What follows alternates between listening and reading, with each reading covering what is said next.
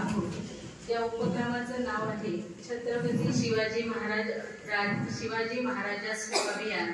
आणि या अभियानांतर्गत सेवा पंधरवडा म्हणून शासनामार्फत विविध कार्यक्रम राबवलेले होते। दिनांक 17 सप्टेंबर 2025 ते 2 ऑक्टोबर 2025 हा 15 दिवसाचा कालावधी जो आहे तो शासनामार्फत सेवा पंधरवडा म्हणून साजरा करायचं ठरवलेलं होतं। आणि या उपक्रमाचा एक भाग म्हणजे शाळा तिथे दाखला हा शाळेसाठी एक नाविन्यपूर्ण उपक्रम यावर्षी राबवलेला होता। आणि या उपक्रमांतर्गत आज शाळेमध्ये वय अधिवास राष्ट्रीयत्व आणि जात प्रमाणपत्र हे 2 दाखले तुम्हाला वितरित करण्यासाठी बोलवलेले आहे। तर या कार्यक्रमाचे अध्यक्षस्थान आमच्या संस्थेचे माननीय अध्यक्ष प्रभू देसाई साहेब यांनी स्वीकारावे अशी मी त्यांना विनंती करते। आजच्या या कार्यक्रमाला उपस्थित असणारे सर्व पालक आणि मान्यवर यांचे मी शब्दसुमनाने स्वागत करते। आणि आजच्या कार्यक्रमाचे प्रास्ताविक आमच्या प्रशालेचे शिक्षक माननीय पवार सर यांनी करावे अशी मी त्यांना विनंती करते।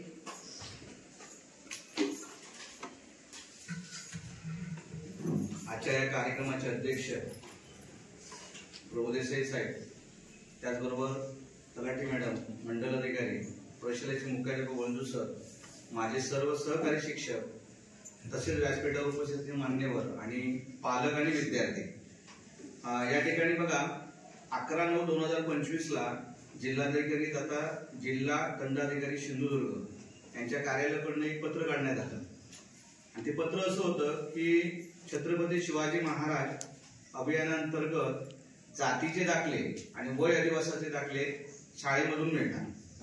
आलं लक्षात? तो कालावधी कसा होता तर सन्माननीय आपल्या देशाचे पंतप्रधान नरेंद्रजी मोदी त्यांचा जन्मदिनांक म्हणजे 17 ही तारीख आहे। ते 17 पासून ते महात्मा गांधी यांची जयंती जी आहे 2 ऑक्टोबर पर्यंत हा जो कालावधी होता तो कालावधी 15 दिवसाचा कालावधी आहे। त्या 15 दिवसामध्ये हे दाखले देण्याचं काम महाराष्ट्र राज्यातल्या सगळ्या शाळांकडे देण्यात आलं। आलं लक्षात? आता हे दाखले मिळणं एवढं सोपं नाहीये। जातीचा दाखला काढण्यासाठी पुरावा लागतो ना, तो पुरावा द्यायचा जरी झाला तरी पालकांची दमछाक होते। म्हणजे जवळजवळ ते जातीचा दाखला जर विद्यार्थ्याचा काढायचा जर असेल किंवा पालकांचा जरी काढायचा असेल तर 10 पुरावे लागतात त्याला। आलं लक्षात? आणि वय अधिवासाचा दाखला काढायचा असेल तर त्याला 7 पुरावे पाहिजे। मग त्यांनी काय केलं तर या पंधरवड्यामध्ये पालकांची आणि विद्यार्थ्यांची गैरसोय टाळण्यासाठी वय अधिवास दाखला हा फक्त 2च तुम्ही कागद दिला की तो मिळाला। म्हणजे विद्यार्थ्याचा जन्माचा दाखला आणि शाळा प्रवेश नोंद वहीचा उतारा हा दिलास की वय अधिवास दाखला तुम्हाला मिळाला। जातीचा दाखला काढण्यासाठी तुम्हाला काय करण्यात आलं तर त्या विद्यार्थ्याचं जन्माचा दाखला तुम्ही जोडलेलाच आहे, शाळा प्रवेश उतारा आहे, पालकांचा दाखला एक लागेल आणि जर समजा ओबीसी असेल तर 1967 पूर्वीचा पुरावा, ओपन असेल तर 1967 पूर्वीचा पुरावा, एससी असेल तर 1950 पूर्वीचा आहे आणि एनटी असेल तर 1961 पूर्वीचा आहे। म्हणजे हे जर पुरावे जर तुम्ही जोडला तर तुम्हाला काय मिळणार आहे दाखला देण्यात येणार आहे। आता इथं काय झालं बघा, ही जी सगळ्या शाळा ज्या आहेत त्या शाळा महा ई सेवा केंद्राला जोडण्यात आल्या। आले का लक्षात? त्याचा फायदा काय झाला, पालकांची जी मालवण तालुका गाठायला पाहिजे किंवा महा ई सेवा केंद्राला तुम्हाला भेटायला पाहिजे, तिथे जायला पाहिजे तर 15 ते 20 दिवस लागतात। मला वाटतं पालक एकाच दिवशी शाळेमध्ये आमच्याकडे आले, एकाच दिवशी फक्त शाळेत पालकांना आम्ही बोलून घेतलं, मार्गदर्शन केलं। त्याच्यानंतर पालकांची भेटी क्वचित एका दुसरा पालक जर आला असेल कागद घेऊन तर, नाही तर अन्यथा तो पालक आलेला नाही। विद्यार्थ्यांकडनं काय झालं, विद्यार्थ्यांकडनं कागदपत्र असतील ते कागदपत्रांची यादी आम्ही दिली, ती यादी घेऊन विद्यार्थ्यांनी कागदपत्र जमा केली। शाळेने काय केलं तर शाळेने दिलेले झेरॉक्स काढून फॉर्मचे दिल्या, ते फॉर्मचे झेरॉक्स पूर्ण टोटली भरून घेतल्या, भरलेले फॉर्म इथं हाटले साहेब आहेत त्यांच्याकडनं ते चेक करून घेतले आणि मला वाटतं 200च्या घरामध्ये आमच्या शाळेचे दाखले तयार झालेले। आले लक्षात? त्यासाठी आधी जोरदार पालकांचे आणि हाटले साहेबांच्या जोरदार म्हणजे हे जे काम आहे हे काम तुम्हाला 2-2.5 हजार रुपये घालून 15 ते 20 दिवसांत, त्याचं एक उदाहरण सांगतो। कणकवली तालुक्यामध्ये असा प्रकार झालाय एकही कागदाची सवलत, म्हणजे आता हे पत्र आहे जिल्हाधिकाऱ्यांचं आणि या पत्राला केराची टोपली दाखवलेली आहे त्या लोकांनी. कारण आम्हाला सुद्धा कसा अनुभव आला तर आमच्याकडे कणकवलीच्या तालुक्यात राहणारी मुलं आमच्या शाळेमध्ये आहेत, त्या पालकांनी सारखी फोन येतात आणि मला खरोखर कौतुक करावं लागतं मालवण तालुक्याचं की त्या मालवण तालुक्यामध्ये अशा पद्धतीचे कागदपत्र देताना कुठल्याही प्रकारची अडवणूक करण्यात आलेली नाही. म्हणजे मालवण तालुक्याचं खरोखर कौतुक आहे. एवढी चांगली सवलत मालवण तालुक्याने दिली. मला वाटतं एकमेव तालुका असेल सिंधुदुर्ग जिल्ह्यामध्ये की जिथं चांगल्या पद्धतीने काम सुरू झालंय. म्हणजे सांगण्याचं वैशिष्ट्य काय आहे की तिथं अडवणूक आहे आणि तिथं सुद्धा कसे 500 रुपयाचा बॉन्ड करा, हमी पत्र द्या, सगळे कागदपत्र तुम्हाला द्यायला भाग पडत आहे. तो सुद्धा दाखला दुसऱ्या किंवा तिसऱ्या दिवशी मिळत नाही. आमच्याकडे दाखले दुसऱ्या दिवशी की तिसऱ्या दिवशी उपलब्ध झाले. तो दाखला 15 ते 20 दिवसानंतर यायचं. काही जातीय दाखल्यासाठी सांगितलं महिन्याभरानंतर या, तो मिळाला जाईल. कारण टोकन नंबर ती पावती दिली जाते, महिन्याभराने तुम्हाला दाखला मिळेल. म्हणजे या पद्धतीने एवढी सोयीस्कर चांगली सुविधा शासनाने आपल्याला उपलब्ध करून दिली. शाळा तिथे दाखला या योजनेअंतर्गत आपल्या शाळेतल्या मला वाटतं बहुतेक मुलांचे दाखले, काही दाखले ऑडिटसाठी गेले, ते त्याचा प्रॉब्लेम असा आहे पुरावा नाहीये. वय आदिवासला काहीच प्रॉब्लेम नाही, वय आदिवास दाखले सगळ्या मुलांना मिळालेले. फक्त कणकवली तालुका आहे, त्या तालुक्यातल्या मुलांचे फक्त दाखले पेंडिंग आहेत. काही मुलांचे दाखले असे आहेत की ते फक्त ऑडिटसाठी आले, त्याच्यामध्ये काही क्युरी आहेत त्या जर पूर्ण केल्यात आणि हाटले साहेबांच्या संपर्कात ते पालक राहिले तर त्यांचे सुद्धा दाखले तुम्हाला उपलब्ध होणार आहे. आलं का लक्षात? म्हणजे एवढं चांगलं काम मालवण तहसीलदारच्या कार्यालयामार्फत उत्तमरित्या पार पडलं. खरोखरच कौतुकाची बाब आहे. कारण दाखल्याचा अनुभव काय आहे तो मी प्रत्यक्ष घेतलेला आहे. व्हॅलिडिटी ज्यावेळी घ्यावी लागते त्या व्हॅलिडिटीला जात वैधता प्रमाणपत्र मिळवावं लागतं. त्यावेळेला माझ्याकडे 1961 पूर्वीचा पुरावा नाहीये, मी NT ब मध्ये मोडतो. मग अशा वेळेला माझा प्रॉब्लेम काय झाला तर मला दक्षता कमिटीकडे पाठवण्यात आलं. मी स्वतः वकील बनलो, मी स्वतः कॅन्डिडेट. 5 वर्षानंतर मी वैधता प्रमाणपत्र मिळवलं, एकही रुपया न देता मिळवलेला आहे. 5 वर्षानंतर मला मिळालं. पण त्याच्यामुळे काय फायदा झाला, माझं वैधता प्रमाणपत्र मिळाल्यामुळे माझ्या कुटुंबातल्या सगळ्यांची व्हॅलिडिटी झाली. कारण काही मुद्दे मांडावे लागतात, काही अर्ज लिहावे लागतात, त्या पद्धतीने मी लिहिले.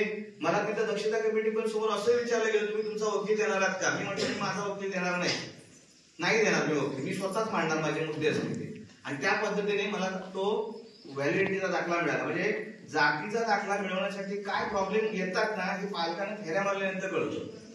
पण इथं या शासनाच्या या सोयीस्कर झालेल्या उपक्रमामध्ये उत्तमरित्या ते दाखले घरपोच मिळाले. म्हणजे आता वाटप आहे आपल्याकडे.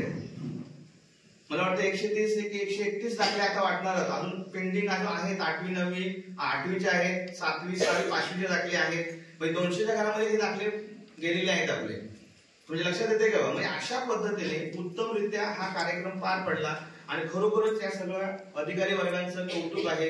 तहसीलदार मॅडम आहेत त्यांचंही कौतुक आहे, त्यांनी छानपैकी. आणि त्याचबरोबर हाटले साहेबांचं त्याच्यापेक्षा कौतुक आहे की त्यांनी इथं बसून ते कागदपत्र व्यवस्थित तयार करून दाखले व्यवस्थित नुसते दाखले दिले नाही, ते लॅमिनेशन करून दिले. बघा समोर आहे, लॅमिनेशन करून ते दाखले दिलेले आहेत. एवढा चांगला हा उपक्रम आहे आणि तुम्ही सर्व पालकांनी सहकार्य दिलं, त्याच्यामुळे ही मोहीम व्यवस्थितरित्या राबवली गेली. आलं लक्षात ना? तर सर्व पालकांना धन्यवाद देतो, विद्यार्थ्यांना सुद्धा धन्यवाद देतो की त्यांनी वेळोवेळी ते कागदपत्र लागतील ते पालकांच्या मागे लागून ते कागदपत्र तुम्ही आणून इथपर्यंत पोहोचवलात. त्याच्यामध्ये दाखले देणं शक्य झालेलं आहे. सर्व पालकांना, विद्यार्थ्यांना, इथं बसलेल्या मान्यवरांना धन्यवाद देतो आणि मी इथंच थांबतो. जय हिंद, जय महाराष्ट्र. यानंतर आजच्या कार्यक्रमासाठी उपस्थित असणारे आमच्या संस्थेचे चेअरमन माननीय प्रभू देसाई साहेब यांचे स्वागत गुलाब पुष्प देऊन माननीय वळजू सरांनी करावे अशी मी त्यांना विनंती करते.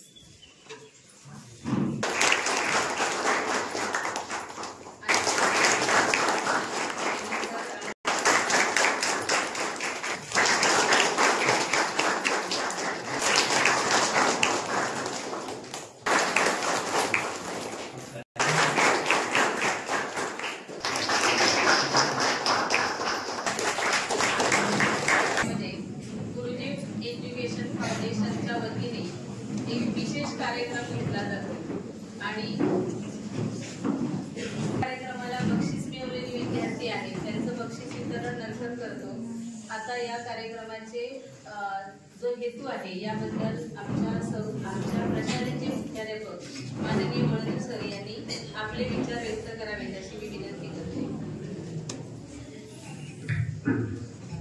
नमस्कार.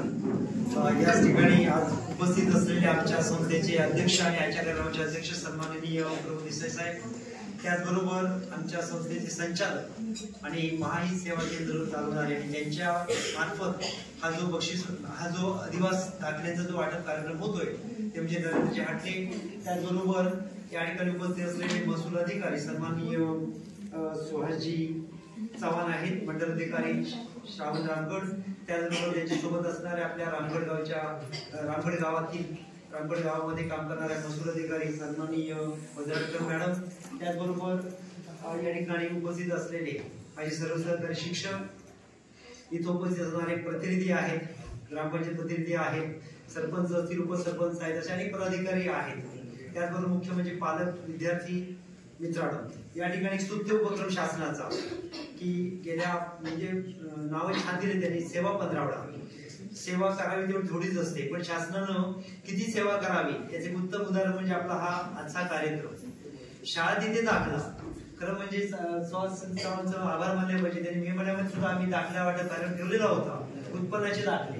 त्यावेळी सोळाचे बोललेले होते, सर एक काम तुम्ही करून ठेवा की तुमच्या शाळेमध्ये विद्यार्थ्यांना वया दिवस दाखले किती लागतात, उत्पन्नाचे दाखल्याकडे किती मुलं आहेत, सगळं डाटा तयार करून ठेवा. आणि आपण लवकर तो कार्यक्रम घेणार आहोत. वजराडकर मॅडम सुद्धा होत्या, त्याचे अधिकारी होते. परंतु असं झालं की यावर्षी पावसाने खूपच आमच्यावरती मेहरबानी केली, त्याने मुसंत नाहीये आणि आम्हाला सुद्धा तशीच परिस्थिती झाली. तरी पण सुद्धा हा जो कार्यक्रम त्या ठिकाणी शासनाने घेतला, खूप त्याचं कौतुक केलं पाहिजे. आणि कारण का जून मध्ये ज्यावेळी परीक्षा होती 10वीची 12वीची परीक्षा होते, कारण 12वी पर्यंतचा कार्यक्रम आहे.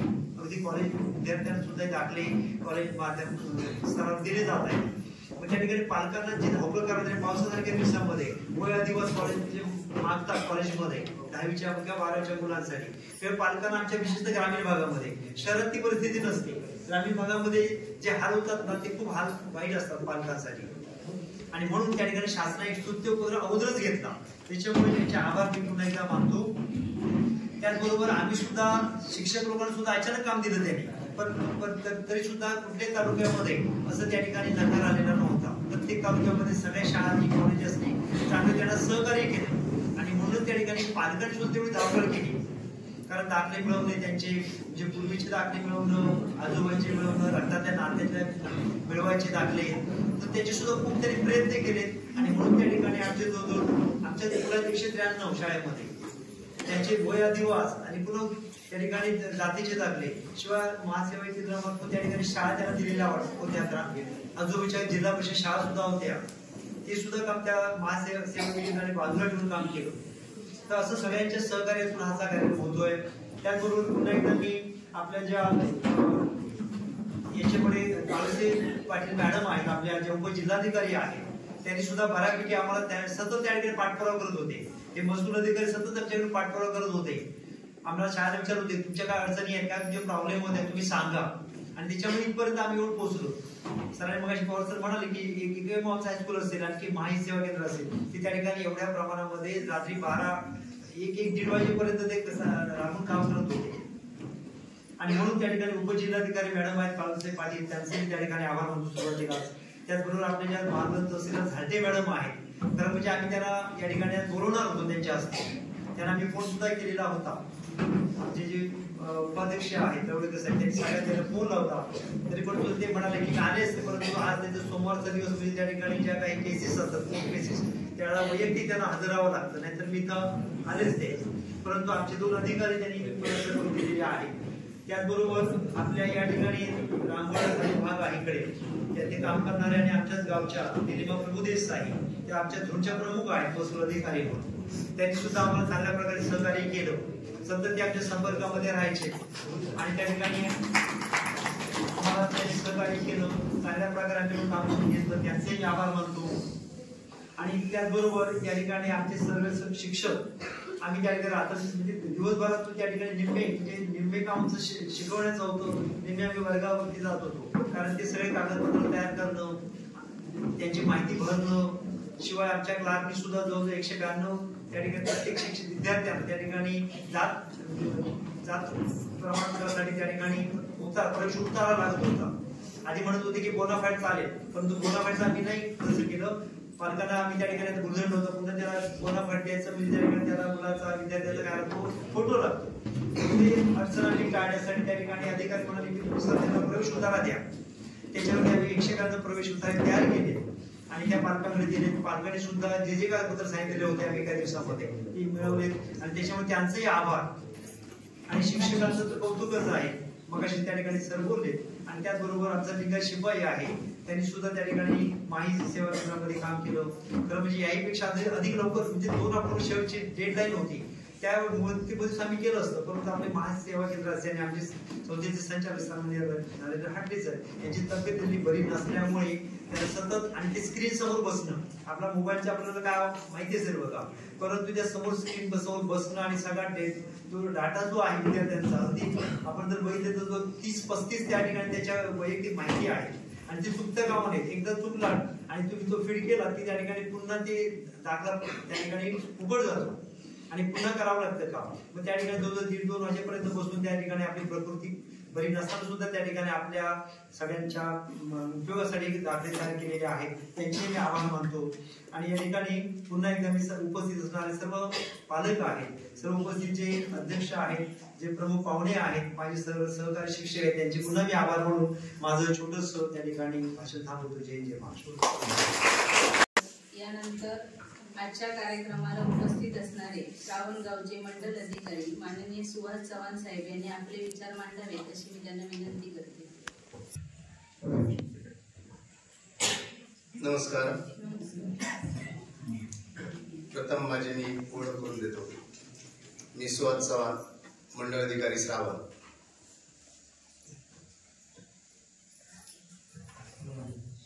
आदरणीय व्यासपीठावरील संस्थेचे अध्यक्ष सन्माननीय प्रभू देसाई सर, मुख्याध्यापक वळंजू सर,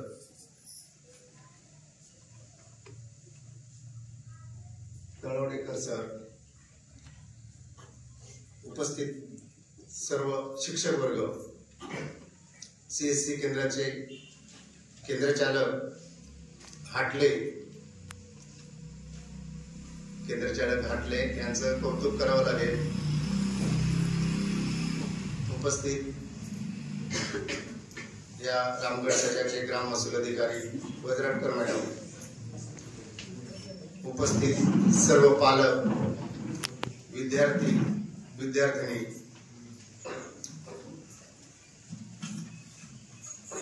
या सर्वांचं या सेवा पंधरवडा अंतर्गत शाळा तेथेच दाखला या कार्यक्रमात प्रथम मी सर्वांचं स्वागत करतो।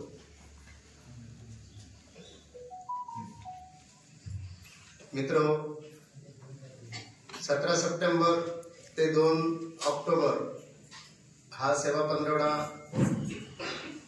घोषित झाल्यामुळे पूर्ण उपक्रम राबवण्याचं महाराष्ट्र शासनाने ठरवलं।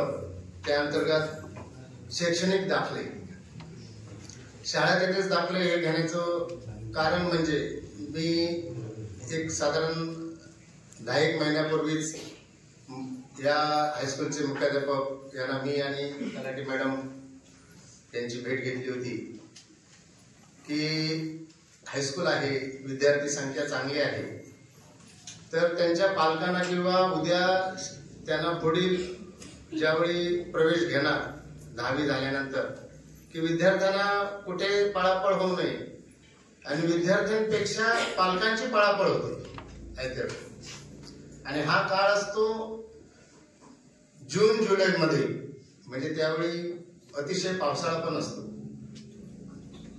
आणि ह्या काळात तर काय आपण शेतकरी वर्गातले पालक जास्त आहेत, शेतीचा पण हंगाम त्यावेळी सुरू झालेला असतो, म्हणजे खूप तारांबळ उडते।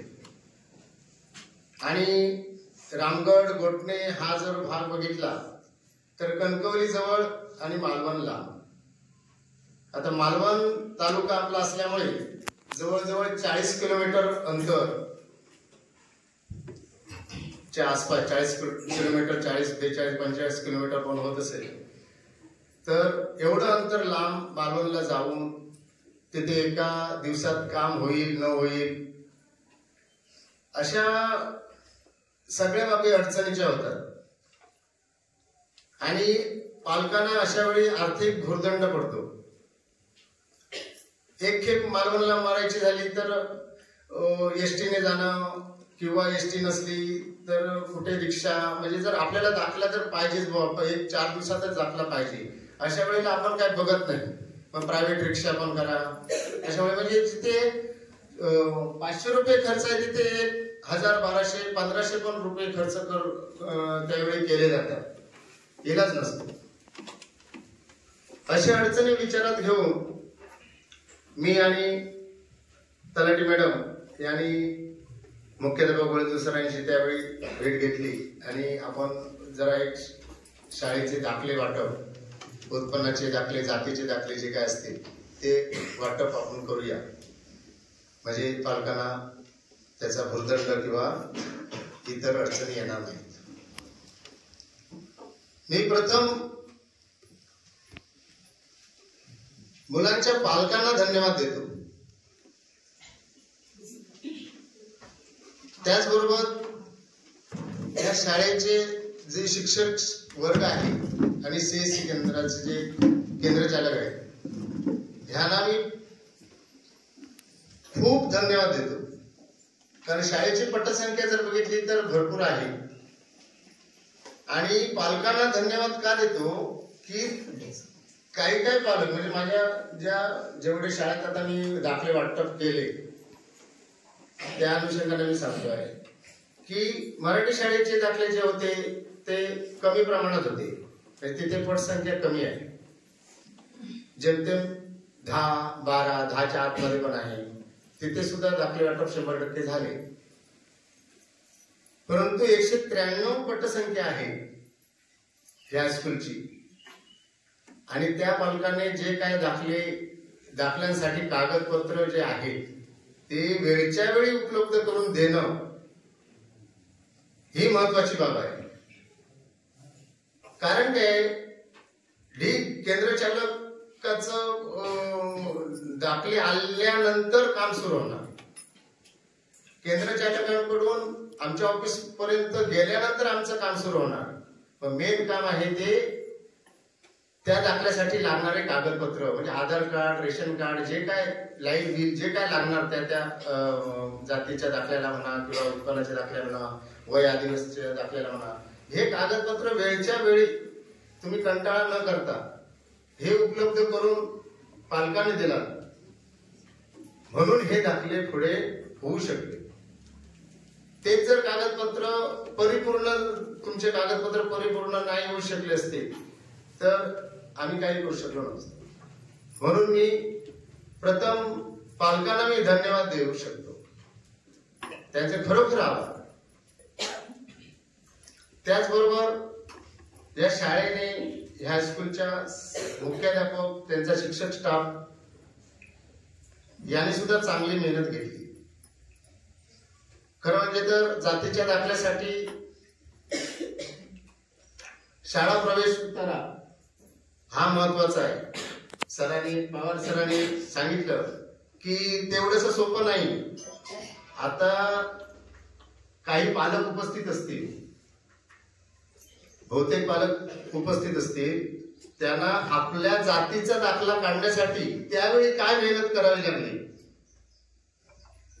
हे सगळ्यांना ज्ञात आहे, अनुभवलं आहे. खरं की खोटं सांगा